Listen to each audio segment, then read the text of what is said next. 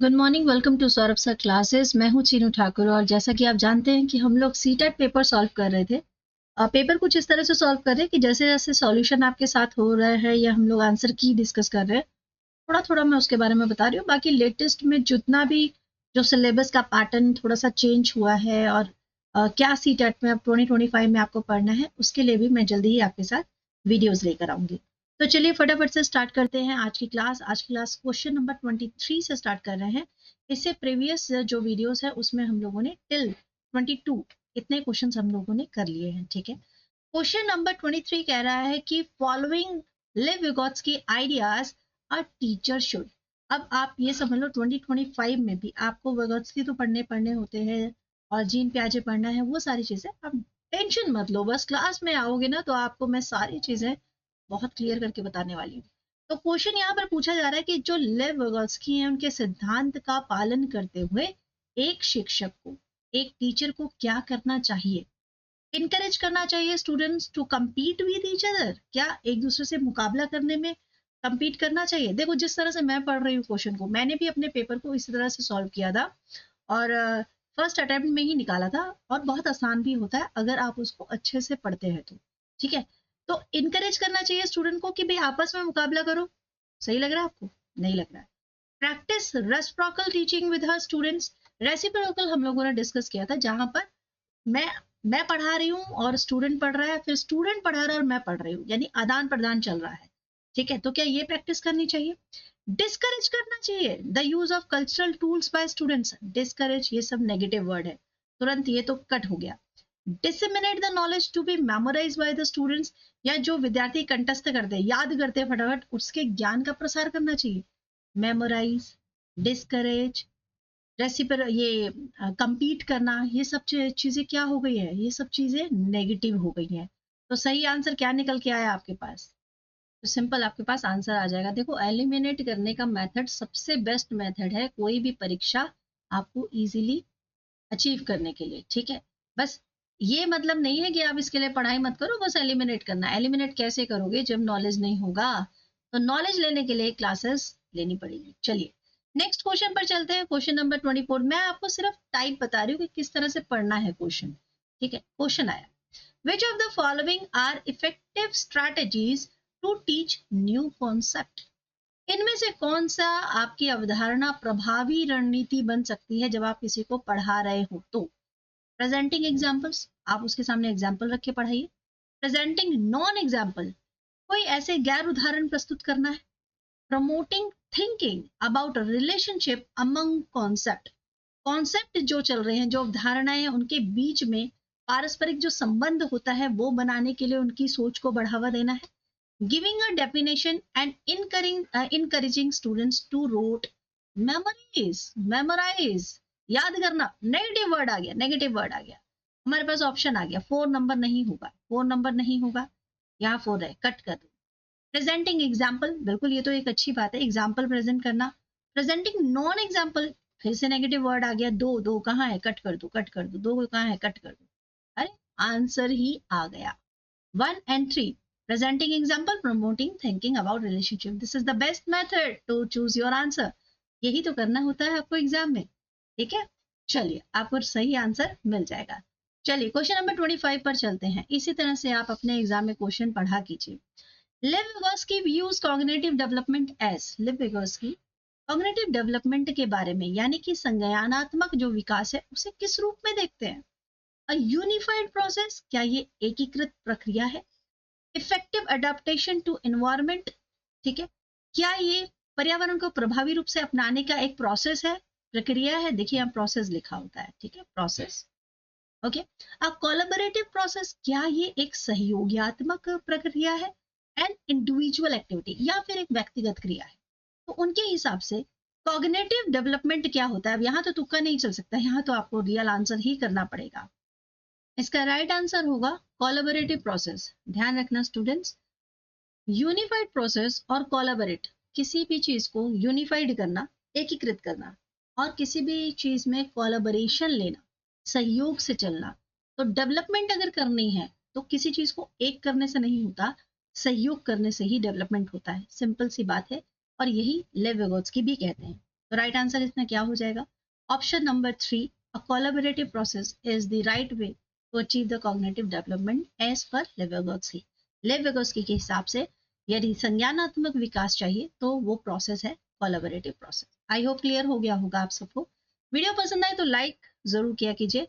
Like का button दबाने से एटलीस्ट ये पता चलेगा कि आप तैयारी करना चाहते हैं। Question number 26, which of the following statement about Lawrence Kohlberg theory is correct? देखो कोलबर्ग की थ्योरी है, विगोत्स्की हैं, जेन पियाजे हैं, सारे पॉपुलर पर्सन है, इनके बारे में तो पढ़ना ही होता है। तो यहाँ पूछा जा रहा है कि ये जो लॉरेंस कोलबर्ग है, इनके सिद्धांत के बारे में इनमें से कौन सा कथन सही है? ठीक है, करेक्ट, इज करेक्ट और इज नॉट करेक्ट, ऐसी लाइन पर बहुत ध्यान दिया करो। It present conflict situation to children, क्या ये बच्चों को दुविधात्मक स्थितियां प्रस्तुत करते हैं? It takes into account effects of culture and gender on moral reasoning, क्या ये नैतिक तर्क पर संस्कृति और जेंडर के प्रभाव को ध्यान में रखते हैं? It does not specify exact stages for progression of moral development in children. It is based on the study done through experimental method. क्या ये जो प्रायोगिक विधियां होती हैं उसके द्वारा अध्ययन पर आधारित है कोलबर्ग की थ्योरी, या ये बच्चों में नैतिक विकास की प्रगति को सटीक अवस्थाओं को निर्देशित नहीं करता? नेगेटिव, ठीक है, नेगेटिव वर्ड है तो पहले ये स्टेटमेंट तो नहीं हो रहा है। चलिए अब बताइए इनमें से क्या सही हो सकता है? ये भी आप तभी कर पाएंगे जब आपको नॉलेज होगा। तो ये सारे स्टेटमेंट जो दिए गए कोलबर्ग के लिए, ये सब मिक्स कर दिए गए हैं। इनमें से कोई भी सेंटेंस पूरा परफेक्टली ठीक नहीं बैठ रहा है। सिर्फ एक ठीक है कि यहाँ पर सिचुएशन दी जा रही है बच्चों को थोड़ा सा कॉन्फ्लिक्ट में डालकर कि बच्चे अब क्या करेंगे नेक्स्ट, वो नेक्स्ट स्टेप क्या लेंगे। तो राइट आंसर क्या हो जाएगा? ये बच्चों को दुविधात्मक स्थितियां प्रस्तुत करते हैं। ठीक है जी, चलिए नेक्स्ट क्वेश्चन पर आते हैं। Question number 27, which of the following is an example of assessment for students learning? इनमें से कौन विद्यार्थियों में सीखने के लिए एक आंकलन का परफेक्ट एग्जाम्पल होगा, एक उदाहरण होगा? A standardized test used to compare students across the country, एक ऐसा स्टैंडर्ड टेस्ट बना देना जिससे कि पूरे देश के बच्चों को कंपेयर किया जा सके, उनका एक परीक्षण किया जा सके। ठीक है, A rubric given to students at the beginning of a project outlining what they need to do achieve a certain grade, एक ऐसी परियोजना बनाना जिसमें छात्रों को एक रूब्रिक दे दिया जाए, एक रेखांकित करते हुए उन्हें एक निश्चित ग्रेड करने के लिए क्या करना चाहिए, एक ऐसी परियोजना दी जाए। अब फाइनल एग्जाम, एक पहला मतलब कंप्लीट एग्जाम दे दो that covers all the material learn through out the term, कि उस पूरे टर्म में उन्होंने क्या सीखा क्या नहीं सीखा, इसकी पूरा एक परफेक्ट एग्जाम्पल करके एक पूरा एग्जाम दे दो।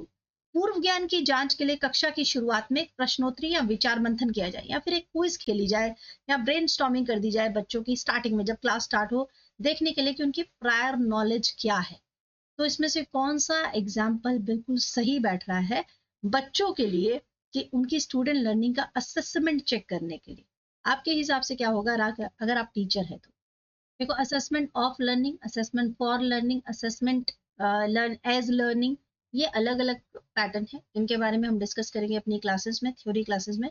बट यहाँ पर फॉर लर्निंग की बात हो रही है तो वो तभी हो सकता है जब क्लास में थोड़ा सा क्विज या ब्रेनस्टॉर्मिंग या एमसीक्यू क्वेश्चन इस तरह के मतलब जो है असेसमेंट दिए जाते हैं। तो ऑप्शन नंबर 4 हो जाएगा एकदम सही। ठीक है, चलिए क्वेश्चन नंबर 28 पर चलते हैं। यहाँ पर असर्शन रीजनिंग का क्वेश्चन है।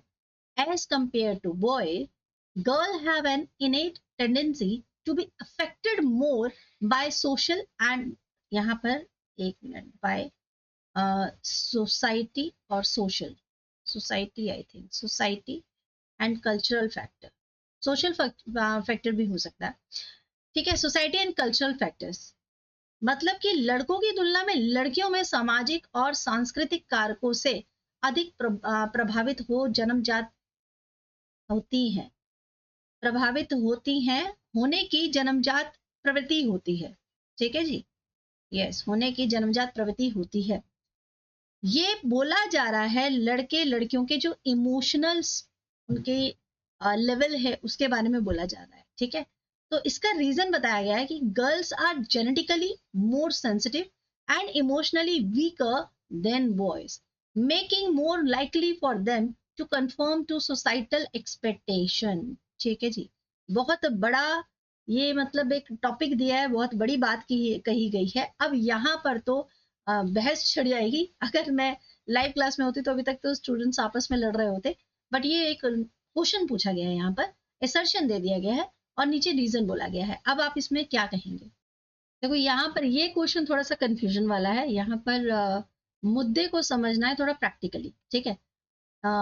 एक मिनट आपको बताते हैं। ये तो हो जाएगा सोशल, हो जाएगा यहाँ पर सोशल वर्ड ठीक बैठेगा, सामाजिक की बात हो रही है ना, सोशल। चलिए, अब यहाँ पर बोला गया है कि जो गर्ल्स है उनकी टेंडेंसी होती है वो थोड़ा ज्यादा सॉफ्ट होती है, इमोशनल होती है, सेंसिटिव होती है, ठीक है। तो असर्शन तो सही लग रहा है, असर्शन सही लग रहा है।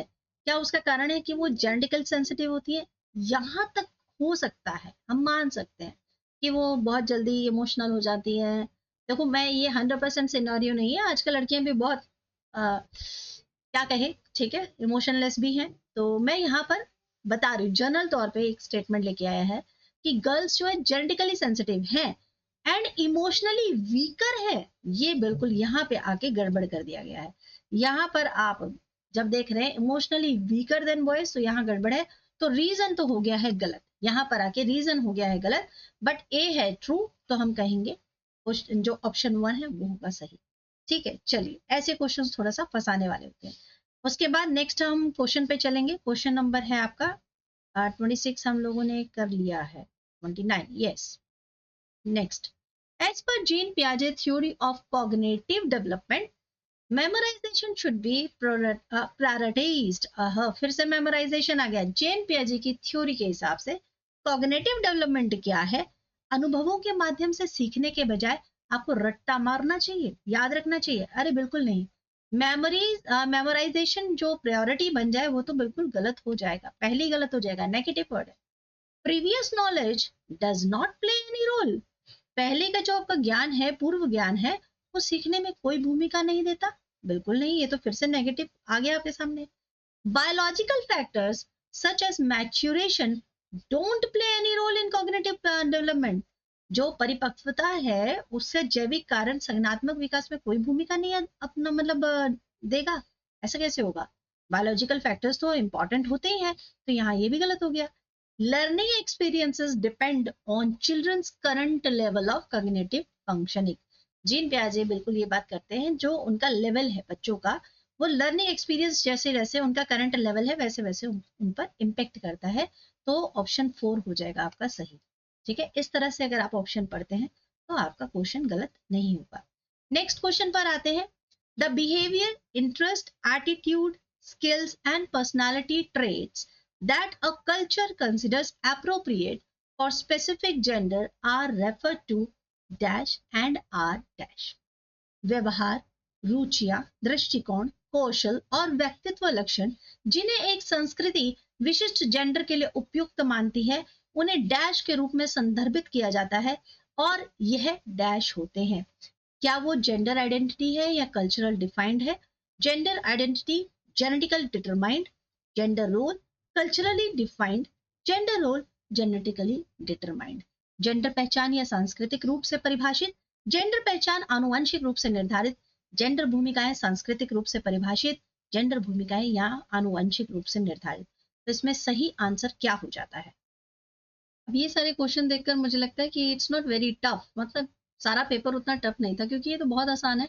Gender, the behavior, interest, attitude, skills and personality trait that culture consider appropriate for specific gender are referred to gender roles and culturally defined। ठीक है, उसमें जेंडर भूमिकाएं रेफर करेंगे और सांस्कृतिक रूप से भी परिभाषित किया जाता है। तो ये आपका हो जाएगा क्वेश्चन नंबर 30। ठीक है, क्लियर है? क्लियर बात है? तो ये सारे क्वेश्चन आप इस तरह से समझेंगे और उसके बाद हम लोग इसका नेक्स्ट पार्ट देख लेते हैं। नेक्स्ट पार्ट में क्या आ रहा है?